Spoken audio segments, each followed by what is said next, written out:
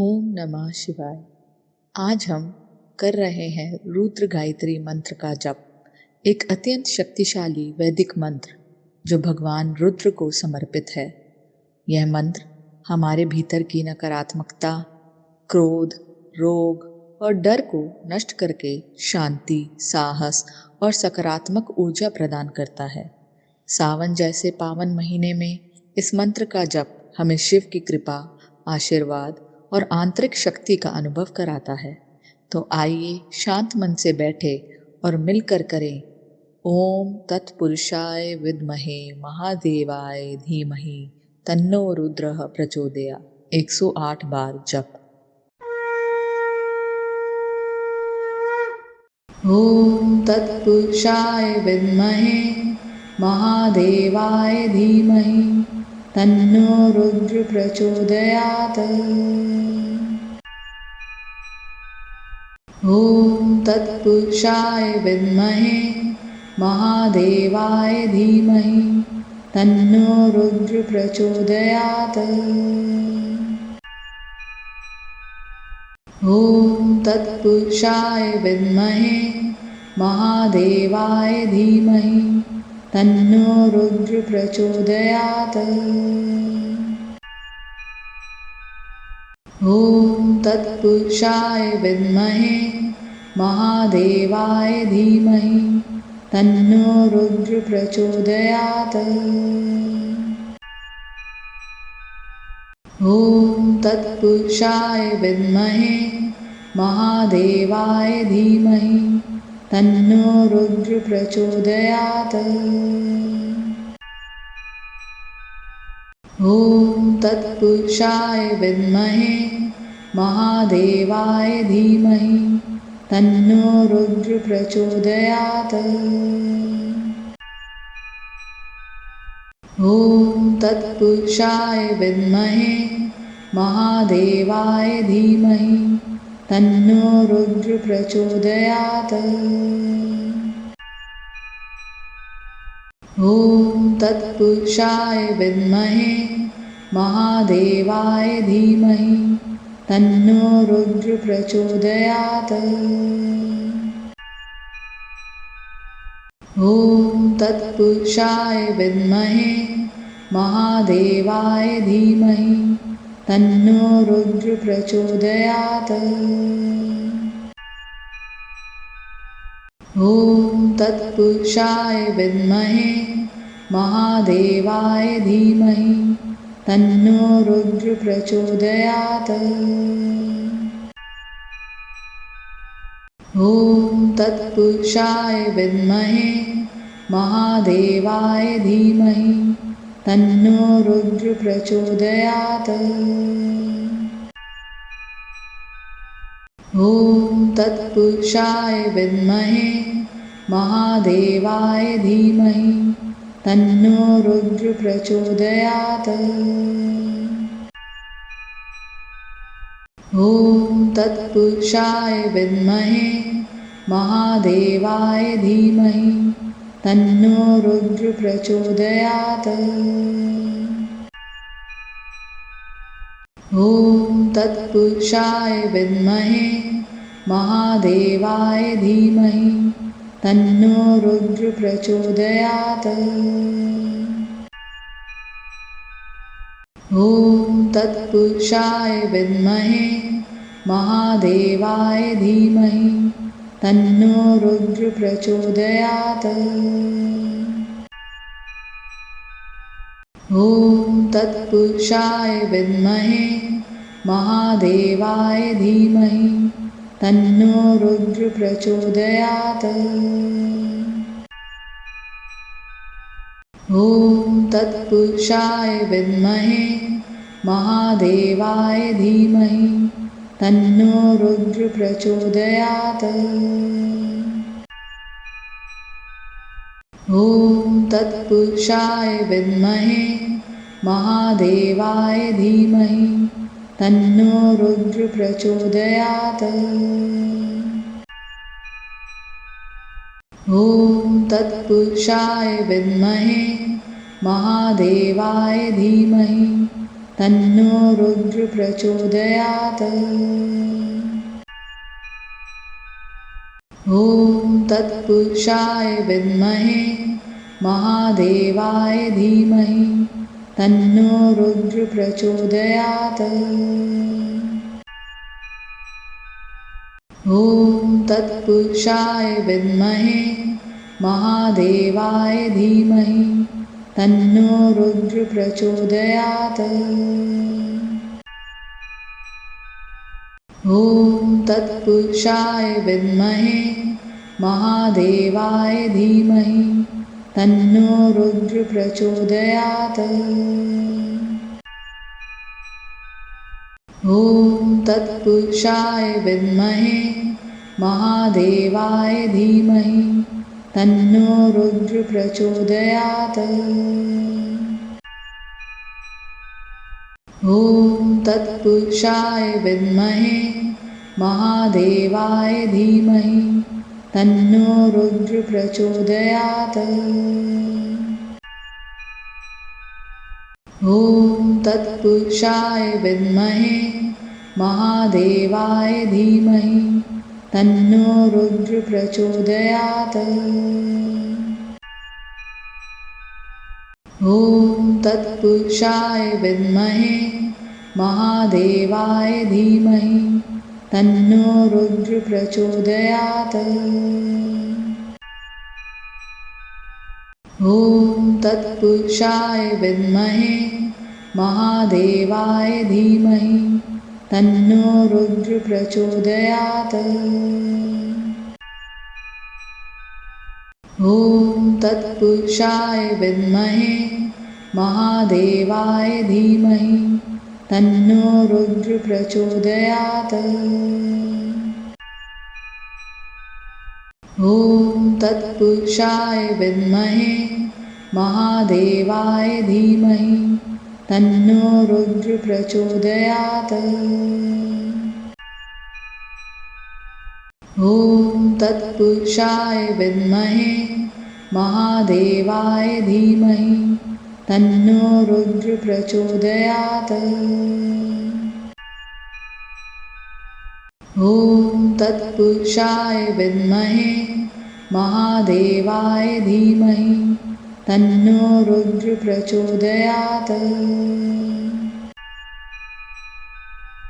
ॐ तत्पुरुषाय विद्महे महादेवाय धीमहि तन्नो रुद्र प्रचोदयात्। ॐ तत्पुरुषाय विद्महे महादेवाय धीमहि तन्नो रुद्र प्रचोदयात्। ॐ तत्पुरुषाय विद्महे महादेवाय धीमहि तन्नो रुद्र प्रचोदयात्। ॐ तत्पुरुषाय विद्महे महादेवाय धीमहि तन्नो रुद्र प्रचोदयात्। ॐ तत्पुरुषाय विद्महे महादेवाय धीमहि तन्नो रुद्र प्रचोदयात्। ॐ तत्पुरुषाय विद्महे महादेवाय धीमहि तन्नो रुद्र प्रचोदयात्। ॐ तत्पुरुषाय विद्महे महादेवाय धीमहि तन्नो रुद्र प्रचोदयात्।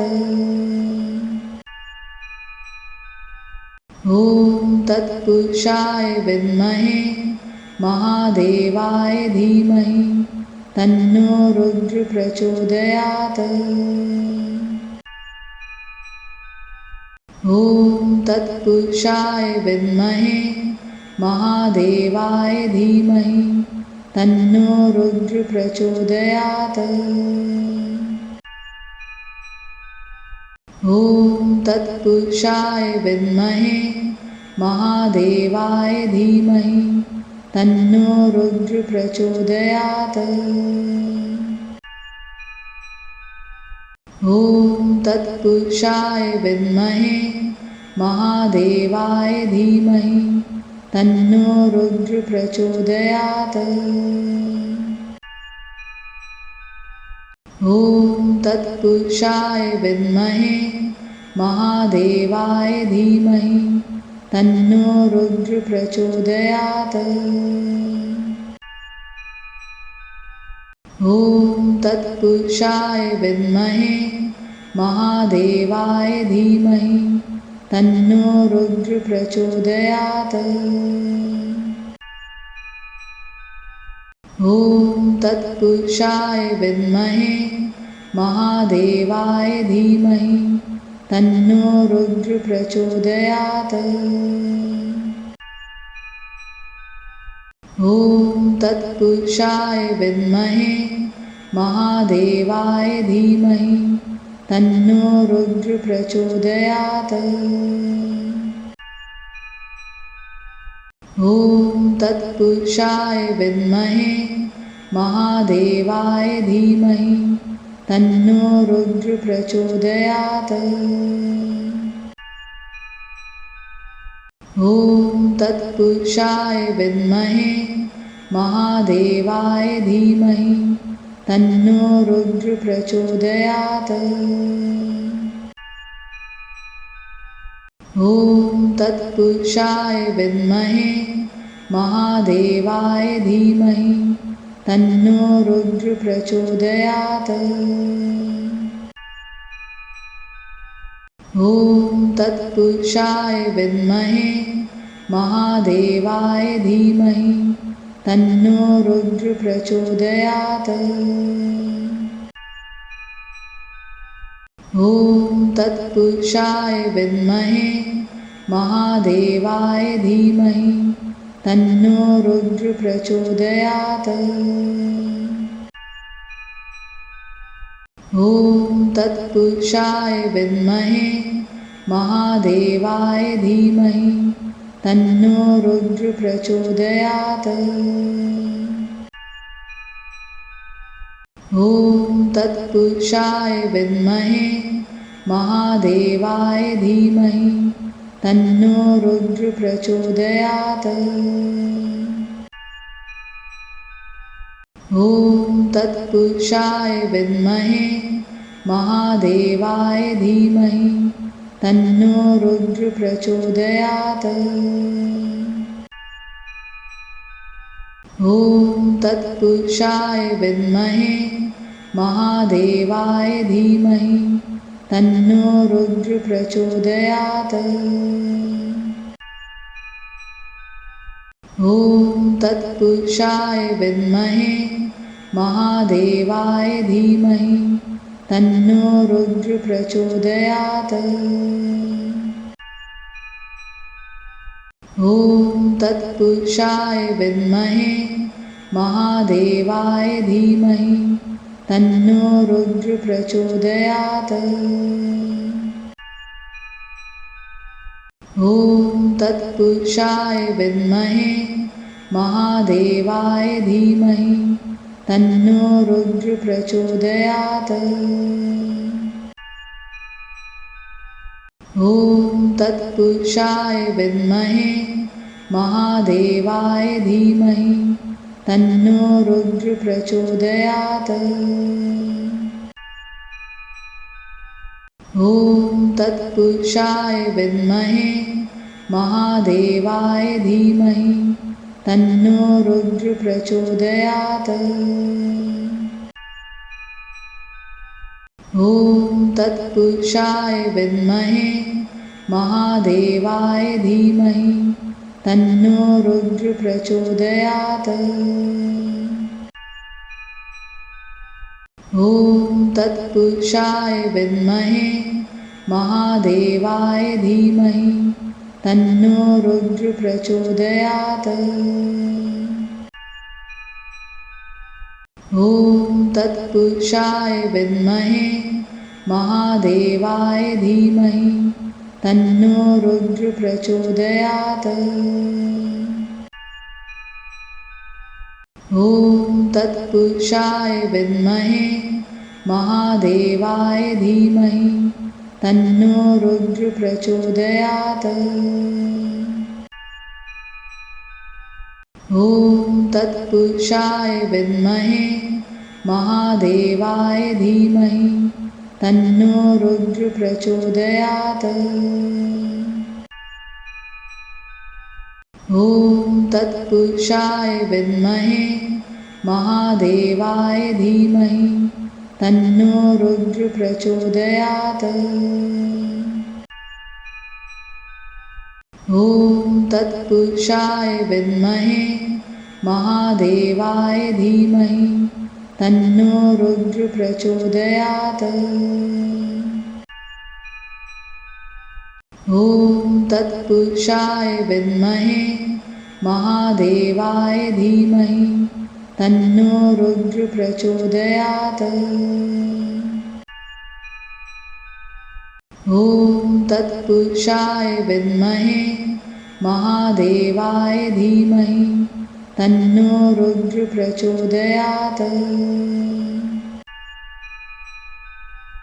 ॐ तत्पुरुषाय विद्महे महादेवाय धीमहि तन्नो रुद्र प्रचोदयात्।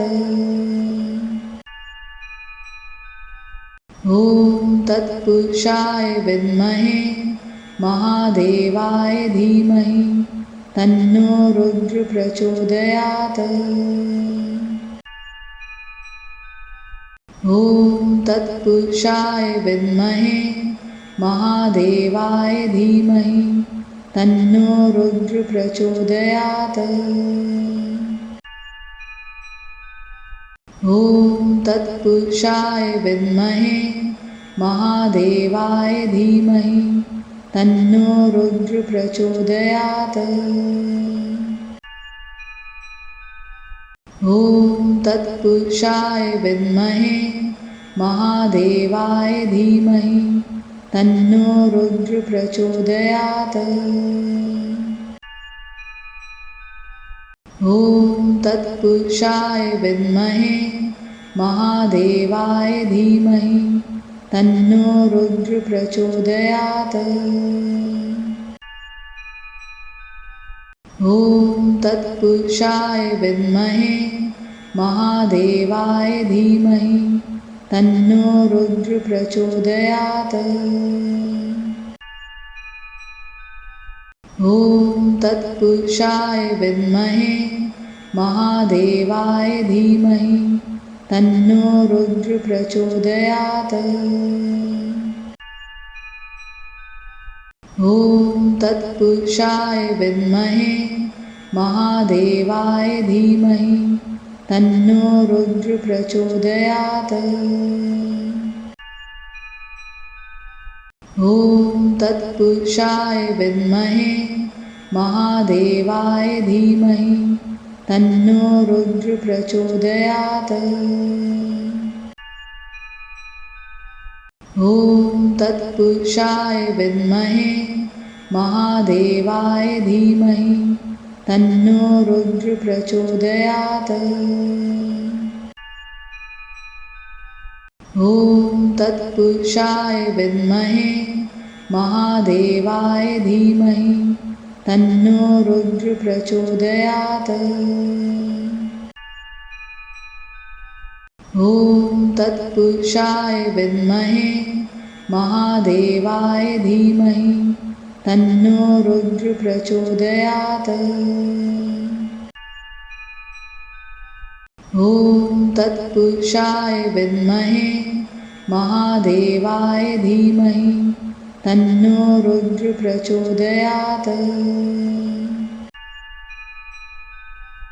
ॐ तत्पुरुषाय विद्महे महादेवाय धीमहि तन्नो रुद्र प्रचोदयात्। ॐ तत्पुरुषाय विद्महे महादेवाय धीमहि तन्नो रुद्र प्रचोदयात्। ॐ तत्पुरुषाय विद्महे महादेवाय धीमहि तन्नो रुद्र प्रचोदयात्। ॐ तत्पुरुषाय विद्महे महादेवाय धीमहि तन्नो रुद्र प्रचोदयात्। ॐ तत्पुरुषाय विद्महे महादेवाय धीमहि तन्नो रुद्र प्रचोदयात्। ॐ तत्पुरुषाय विद्महे महादेवाय धीमहि तन्नो रुद्र प्रचोदयात्। ॐ तत्पुरुषाय विद्महे महादेवाय धीमहि तन्नो रुद्र प्रचोदयात्। ॐ तत्पुरुषाय विद्महे महादेवाय धीमहि तन्नो रुद्र प्रचोदयात्। ॐ तत्पुरुषाय विद्महे महादेवाय धीमहि तन्नो रुद्र प्रचोदयात्। ॐ तत्पुरुषाय विद्महे महादेवाय धीमहि तन्नो रुद्र प्रचोदयात्। ॐ तत्पुरुषाय विद्महे महादेवाय धीमहि तन्नो रुद्र प्रचोदयात्। ॐ तत्पुरुषाय विद्महे महादेवाय धीमहि तन्नो रुद्र प्रचोदयात्। ॐ तत्पुरुषाय विद्महे महादेवाय धीमहि तन्नो रुद्र प्रचोदयात्। ॐ तत्पुरुषाय विद्महे महादेवाय धीमहि तन्नो रुद्र प्रचोदयात्। ॐ तत्पुरुषाय विद्महे महादेवाय धीमहि तन्नो रुद्र प्रचोदयात्। ॐ तत्पुरुषाय विद्महे महादेवाय धीमहि तन्नो रुद्र प्रचोदयात्। ॐ तत्पुरुषाय विद्महे महादेवाय धीमहि तन्नो रुद्र प्रचोदयात्। ॐ तत्पुरुषाय विद्महे महादेवाय धीमहि तन्नो रुद्र प्रचोदयात्। ॐ तत्पुरुषाय विद्महे महादेवाय धीमहि तन्नो रुद्र प्रचोदयात्। ॐ तत्पुरुषाय विद्महे महादेवाय धीमहि तन्नो रुद्र प्रचोदयात्। ॐ तत्पुरुषाय विद्महे महादेवाय धीमहि तन्नो रुद्र प्रचोदयात्।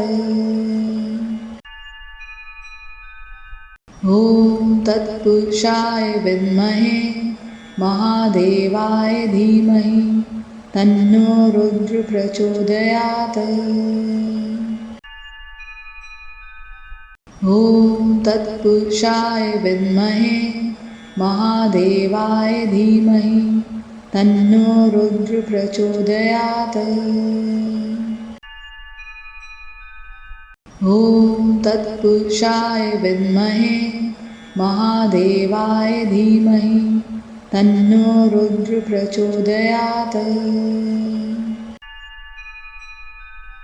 ॐ तत्पुरुषाय विद्महे महादेवाय धीमहि तन्नो रुद्र प्रचोदयात्। ओम तत्सत। रुद्र गायत्री मंत्र के इस पवित्र जप में शामिल होने के लिए आपका हृदय से धन्यवाद। महादेव की अनंत कृपा आप पर बनी रहे। आपके जीवन में स्वास्थ्य, शांति और सकारात्मक ऊर्जा का वास हो। अगर आपको यह मंत्र अनुभूति देता है तो कृपया वीडियो को लाइक करें, कमेंट में ओम नमः शिवाय लिखें और चैनल को सब्सक्राइब करना ना भूलें। हर हर महादेव। शिव आप सभी पर कृपा बनाए रखें।